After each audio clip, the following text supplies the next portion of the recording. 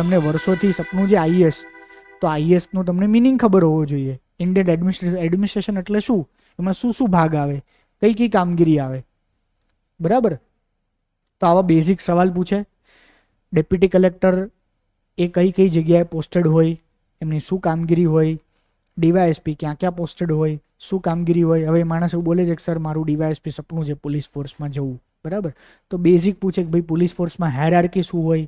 સપનું તારું છે તો એટલીસ્ટ તને હાયરાર્કી, તો તું પેશનેટ છે તો તને હાયરાર્કી ખબર હોવી જોઈએ ને. કોન્સ્ટેબલ એની ઉપર શું, એની ઉપર શું. સેમ ડીવાયએસપી કે આઈપીએસ હોય એ રૂરલ એરિયામાં પોસ્ટેડ હોય તો કયા કયા પોસ્ટિંગ હાયરાર્કી હોય, કમિશનરેટ એરિયામાં કઈ હાયરાર્કી હોય, એસીપી ડીસીપી પછી શું હાયરાર્કી હોય, બરાબર.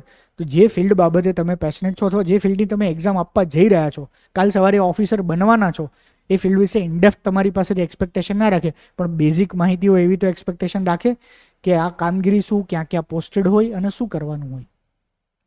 સ્પેસિફિક એક્ઝામ હોય જેમ કે ટ્રાઇબલ ડેવલપમેન્ટ ઓફિસર અત્યારે આવે છે ઇન્ટરવ્યૂ, તો તમને એના વિશે સ્પેસિફિક પૂછે. કારણ કે તમે એક જ એક્ઝામનું ફોર્મ ભર્યું છે, એની પ્રિલિમ મીન્સ ક્લિયર કરી છે, હવે એનું ઇન્ટરવ્યૂ આપવા જઈ રહ્યા છો, તો ટ્રાઇબલ ડેવલપમેન્ટ ઓફિસર શું હોય, ક્યાં પોસ્ટેડ હોય, કઈ કઈ યોજનાનું ઇમ્પ્લિમેન્ટેશન કરે, એ યોજના શું છે, એના વિશે બધી બેઝિક માહિતી, એના પ્રશ્નો, ઇસ્યુઝ, સમાધાન, આ થોડી વધારે ઇનડેપ્થ ઇન્ફોર્મેશન રાખે.